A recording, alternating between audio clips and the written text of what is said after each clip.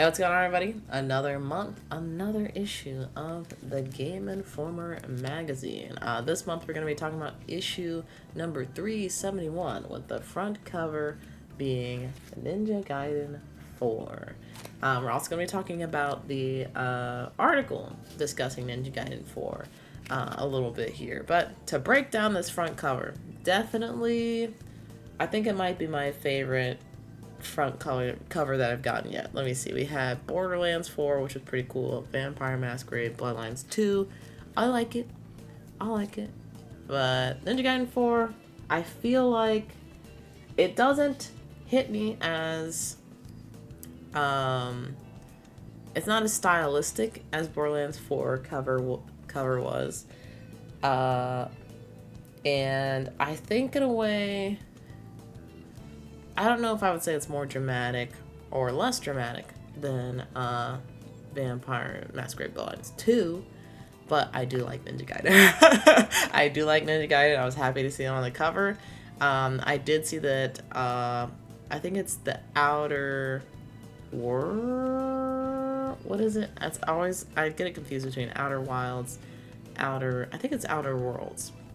That's the cover for next month. Not Ghost of Yote. I'm a little sad about it. But Ghost of Yote will have its moment in the limelight. But until then, we are going to be talking about Ninja Gaiden 4. So let's jump into it. So before we get to the cover story, I wanted to highlight The Legacy of the Ninja by Matt Miller, which kind of goes through the history of Ninja Gaiden as a franchise, and also breaks down some of the story as to like where the main character of the series, or who's mainly been the main character of the series, Ryu Hayabusa, kind of his story as well.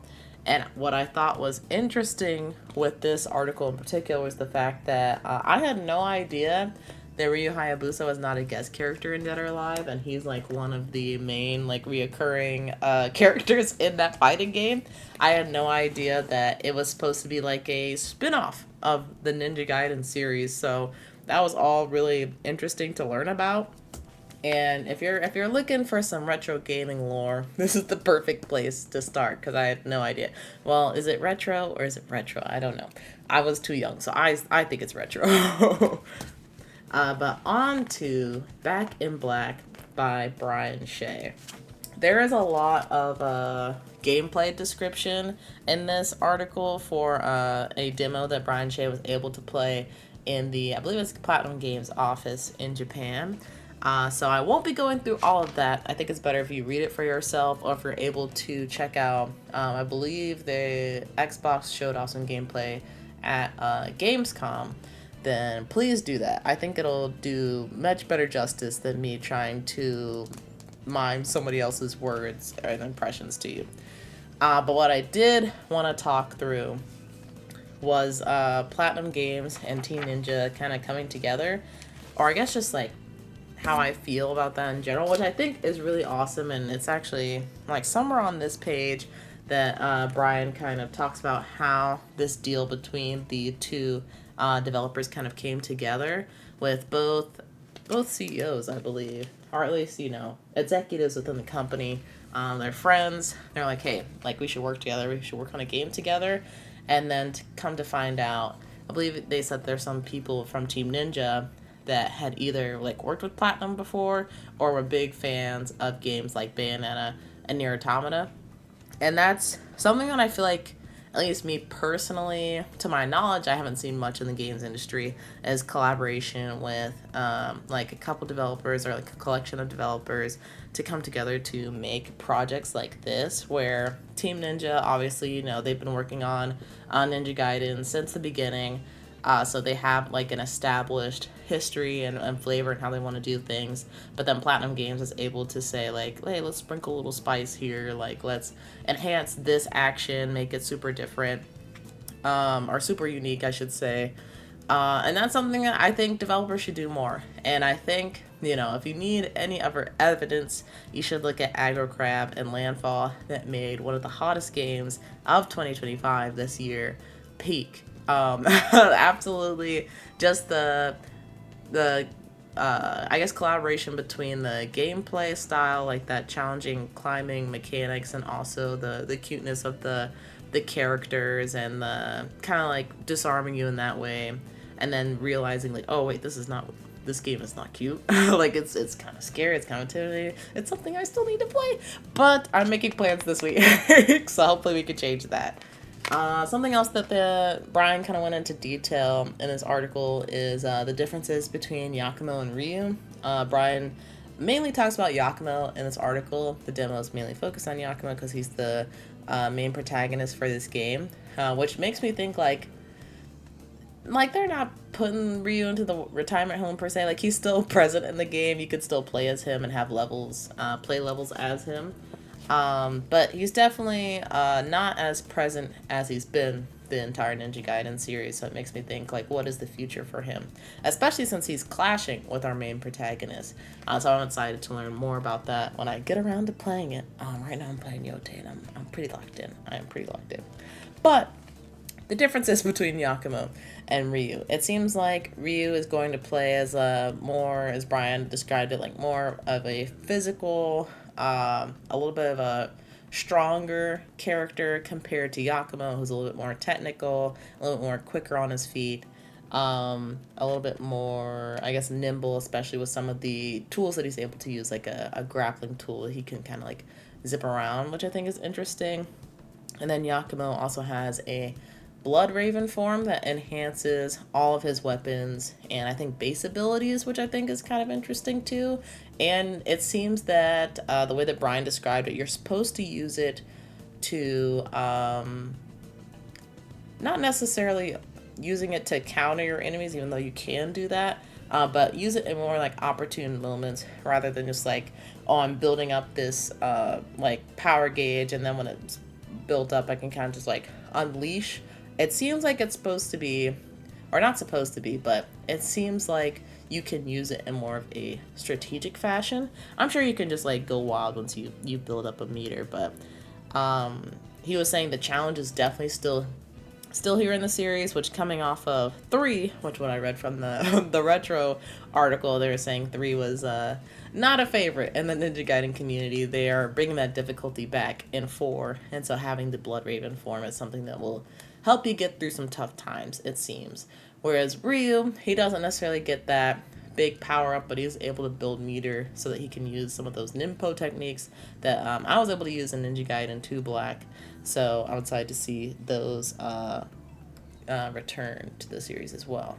Along with being able to customize the combat, Brian also described hit stop and what hit stop is in, especially for platinum games, which is some concept I was not entirely familiar with, and I might be butchering it, but it's basically like the moment you make impact with the enemy, there's like a little bit of a pause, I guess, so you can really feel the impact of that hit before continuing through the motion. And that's something I feel like I've seen a lot in animation, so it totally makes sense hearing it described, but it's just like something I've never thought about in terms of like physically doing it in a game, in the sense of like, you know, pressing a button. But I thought that was really cool. But yes, the rest of this kind of describes what the demo was, some of the story elements, why Yakumo is doing what he's doing as far as trying to unleash this like dragon demon thing that I think you fight in the 3rd game, and kind of like him and Ryu are at odds due to that. So I'm curious, are Ryu and Yakumo going to be at odds the entire game, or will they be able to come together at the end to fight? Question mark. I don't know. That is still to be seen. But overall, this was a pretty jam-packed article, very detailed, with the demo that Brian was able to play at Platinum Games. And we get to see some very cool art here as well, with like the Neo Tokyo, like cyberpunk aesthetic. So I'm excited to check this out later this year, hopefully. I'm like starting to fall behind a bit on my games, so I'll try my best not to let this one pass me by because it's seeming really interesting. So another favorite article of mine was Digging for Gems by Marcus Stewart. This one covers one of the many indie darlings, I feel like, of the year, Mina the Hollower. And for those that are unaware, this is an action adventure type game from the creators of Shovel Knight, the Yacht Club Games crew. And this is their first new IP in like 11 years. So they did it spread. So there's a section towards the back where they talk about like some of their, I guess like fears slash, you know, when a big project's about to come out, you're kind of like a little bit scared and anticipating and doesn't know what's gonna happen. That's kind of where they are right now, especially since the game is supposed to come out later this month. But something really cool about this article in particular is that they have a lot of different concept art from the game, and it's something I personally love seeing. I've collected a number of different art books, as y'all probably seen in the past if you looked at my background over the years. So that's something really cool to enjoy. But Marcus kind of breaks down a little bit of the story from Mina the Hollower, as well as some gameplay mechanics, and that's kind of what I want to dig into since I got to play the demo for Mina the Hollower that came out on Switch. It's also available on Steam, I believe, too. But the biggest thing is definitely the burrowing mechanic, and that allows you to dig down into the ground and you can get past obstacles, you can get past enemies and kind of like come up and hit them from behind, and you can also use it as a like platforming technique, since when you pop back up, you jump up a little bit higher into the air than your normal jump would allow you to do. So there's a lot of different like movement styles that you can use with the burrowing technique, and there's a little bit of platforming, at least in the demo, and y'all know I'm not great with platforming, and this is more of a retro style game where it's like a little bit more challenging. So I was going through it when I played the demo. Not gonna lie. I still had a good time. I was very impressed by the art. Absolutely love the art direction.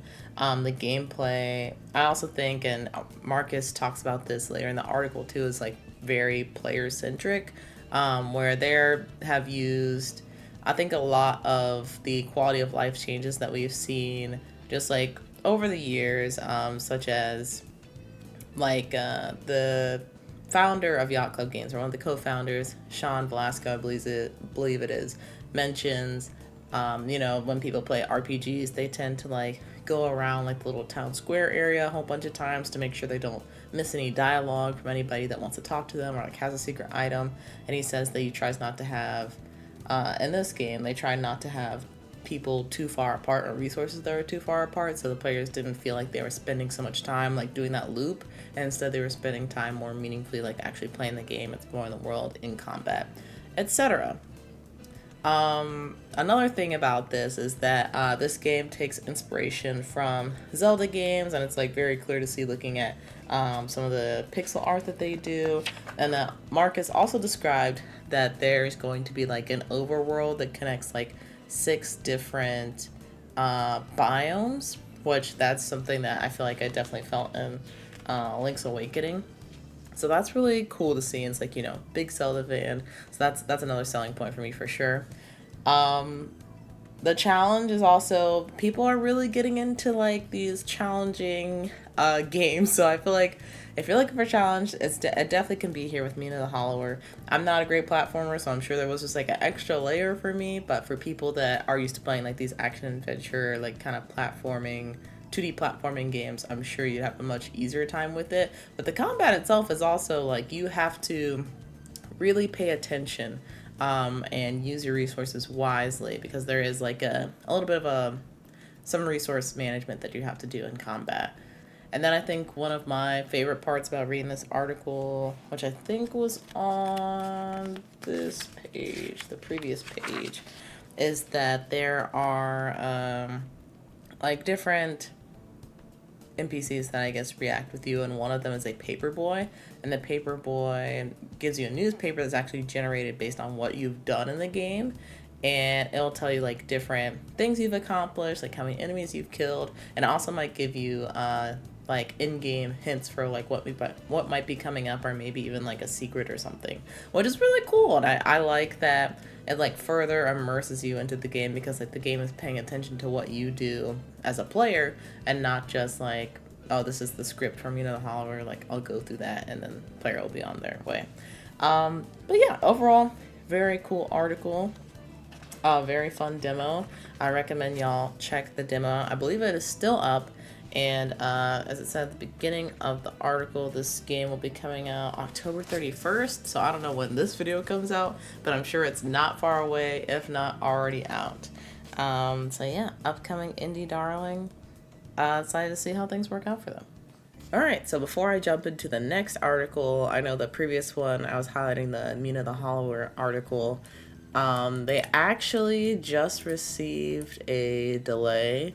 Yacht Club Games delayed the game, and they said we don't want to announce another release date until it's submitted to platforms, so please hang tight as we reach the finish line, end quote. So unfortunate news to hear about just as I was recording that, but we're gonna let them cook. I'm sure that, you know, the extra time taken will work out in the long run. Speaking of taking your time, though, the next article I wanted to highlight is Kung Fu Punk by Wesley LeBlanc, right? Wesley LeBlanc? Yes. Who is covering Phantom Blade Zero.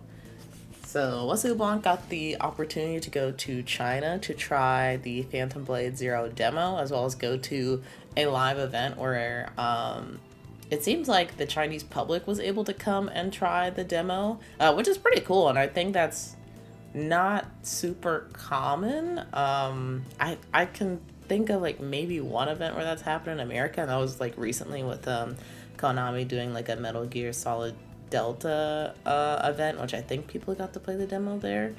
But yeah, that's pretty uncommon, so it was interesting to hear about. And then that was also interesting to hear that not only did the public get to play a demo, they got to play like a somewhat rough demo with some different bugs and things that like aren't quite as polished as what you would typically see for a demo.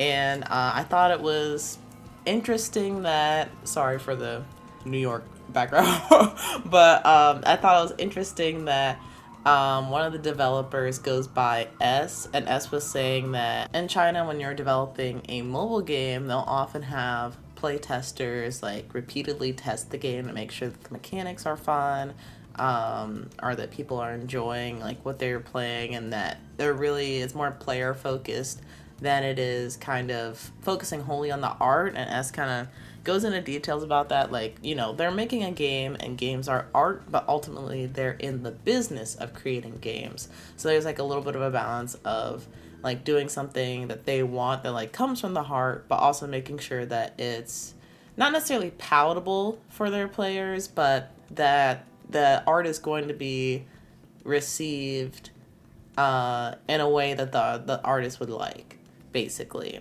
I think. I don't want to put words in people's mouth, but that's what the repeated testing is for, is to make sure that players are still able to have fun while seeing the vision of the artist, basically. Something else to note here is that Wesley was able to like watch some of the like mocap performers and like go to work as far as the martial arts mocap that they were able to capture for Phantom Blade Zero, which this game has like become somewhat famous for. And that's pretty cool to see, and that he was actually also able to like suit up and like do some, I guess, swinging around in that setup as well. That's pretty dope.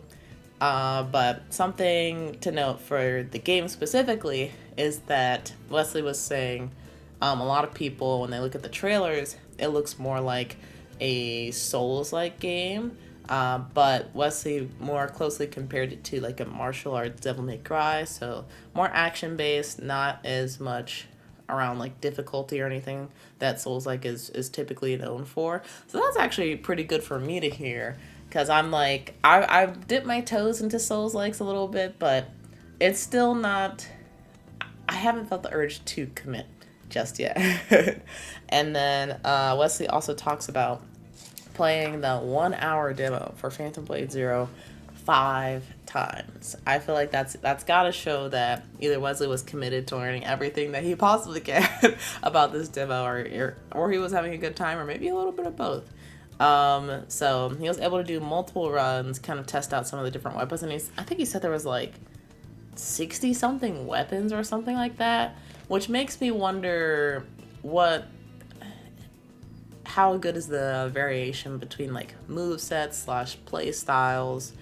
Like does this 60 weapons warrant there being 60? Basically, kind of similar thoughts to what I have with Starfield, and them being like, there's hundreds of planets that you can go to, but really only like, I don't know how many that are truly unique.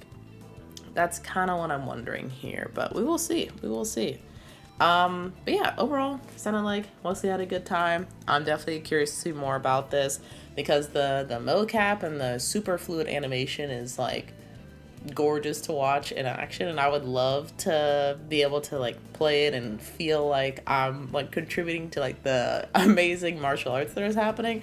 So I hopefully they'll do a public demo for like a global public demo in the future. That would be cool. Alright, next article I wanted to highlight is Marvel Cosmic Invasion preview. Yes, in the preview section by Brian Shea. And I wanted to highlight this because the team for Marvel Cosmic Invasion tribute games actually released a demo that we were able to play. It seems like what Brian Shea played, he got like 2 different sections of a demo. We played like kind of the back half of his demo, so I got a little bit more context into like what Brian was talking about with some of the gameplay. And we were able to play with She-Hulk and Rocket, which were recently revealed to be a part of the game. And opposite of Brian, where he was like not so much feeling She-Hulk because she was kind of like, she's literally a hulking character and moves kind of slow, and he more so liked Rocket because he was quick and nimble.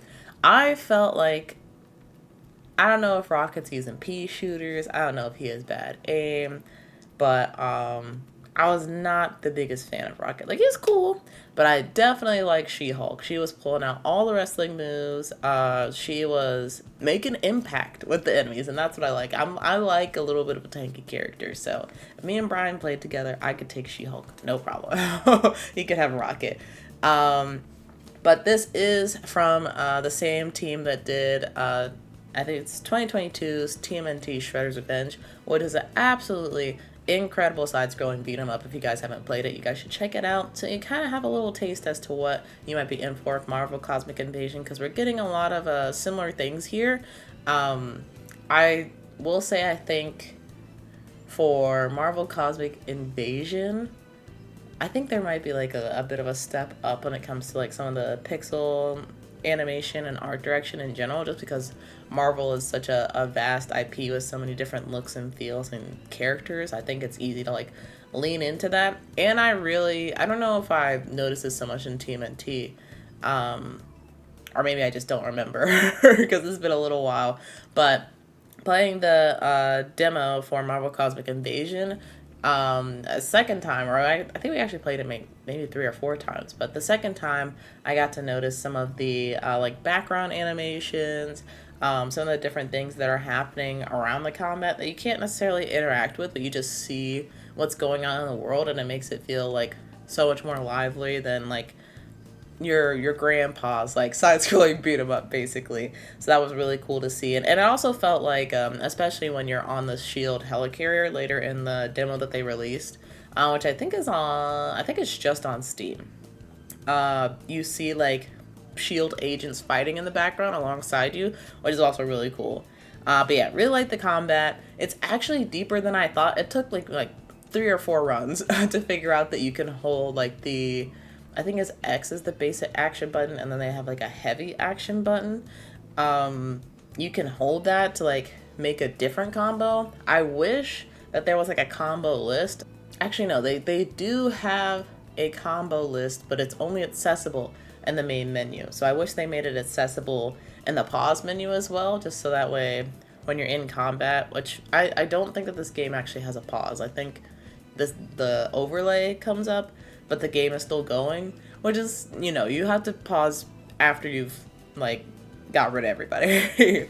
But being able to like check in and see if there's different combos, I think would be nice. I was also a little bit surprised that, I guess, I don't know how many characters there are going to be on the roster, but having like some kind of unique combo to a character would be cool, but that also might be unreasonable of me to ask. What is unique though, every character's moveset, like they do have different moves and not just like copy and paste the animations. My favorite character to play was definitely Wolverine for the demo. I like being up close and personal, and he's a little tanky, but not too crazy tanky. And then Brian and I definitely agree on Storm's gameplay. Storm is very fun, and I need to learn more about her as far as the fighting goes. I think I could have played her a little bit better. But yeah, great demo. Definitely recommend y'all try it out. And yeah, I'm looking forward to sometime it releasing. They still haven't put a release date on it, but they did say 2025. So I feel like it's either gonna be some kind of gameplay showcase that they say it, or maybe at the Game Awards. So be on the lookout. So the last story that we're gonna talk about is Roberta Quest by Mike Drucker. And I don't have a lot to add with this one as far as commentary goes. I just thought it was a very delightful read. So basically Mike Drucker, he is a guest writer for this issue, and he's actually a comedy writer. He's worked on shows like Jimmy Fallon. He's written on games like Kid Icarus. So you know, he knows his way around a keyboard, some might say. And it was actually interesting to read this piece because this wasn't like a journalistic or like informational piece. It was more just so talking about his experience speaking with Roberta Williams, who is the game designer and like mastermind behind King's Quest, which is a game that Mike really loves. And it was fun going through this article and hearing about his experience and going through like a series of interviews with Roberta, learning more about her and her perspective on like why she made certain decisions, or like how this game's legacy has impacted her. And it kind of made me think like, what game developers, if I had the opportunity to speak to them, like would I like to talk to? And kind of like, because for Mike, this was also, it was talking to Roberta about her experience, but I was also talking to her about like, this is how you impacted me as well. And from that point of view, like I would love to talk to Guillaume Broche, actually, from Expedition 33, or Clair Obscur Expedition 33, I should say, that just recently came out this year. Eugénie, obviously, Zelda, incredible, love that series. Or I actually had to look this one up, which is a shame. Nate Fox, or I think Jason Connell, who worked on Ghost of Tsushima. I think it'd be interesting to talk to those people, just because I love the games, or games singular, that they have been able to produce. And just curious, like, to dig into like how they arrived at like some of their creative decisions, and like what inspired them, and maybe what they wanted to put in but they didn't have time to, like those kinds of questions, which you got to ask Roberto, which is also it's super cool that he got to have this experience. And then I think from Roberta's perspective, and Mike asking her like, you know, as far as how did this game impact you, like seeing it impact so many other people, like Mike was saying he learned how to read playing King's Quest, and other people have shared that experience. And I think what Roberta Williams was saying was really impactful, as far as like, you know, when you make something like a creative project, like you don't know how it's going to impact other people, or like change their lives, or like how they're going to interpret it, anything like that. Like she was just making something that like she wanted to see, basically. And that's something I think, like as a creative person myself, sometimes get lost in the sauce of like, oh, like how can I chase like views, or how can I chase like this or that, instead of just being like, what do I actually want to see, or what am I actually interested in making? Because more often than not, making those kinds of projects and like putting it out there, and like somebody else is gonna resonate and be like, hey, I saw the same thing, or I thought of the same thing, or I felt the same thing before about like whatever media you might be talking about. So yeah, this was just a very feel good, fun article to read, and I recommend y'all read it. It is one of the last articles in this magazine. I think it was a great way to kind of close things out. So with that, that concludes my favorite articles for the September issue of Game Informer. As of recording this, I'm coming up on the 15th, so the October issue will be in my mailbox very shortly. But hopefully you guys had the time to go through this magazine. If so, what were some of your favorite articles that we were able to read? Or maybe some of your favorite like gaming tidbits that you found while looking through the article. Game Informer has been like introducing this more regular form of game media has been really great as far as like continuing to learn about like this medium that I love, but also kind of getting in touch with like different genres or creators that I might not necessarily have like gone and looked at myself. So, well, hopefully you guys enjoyed the magazine. Please let me know what you think. And until next time, have a nice evening or night. Whereas enjoy. I'll see you then. Bye.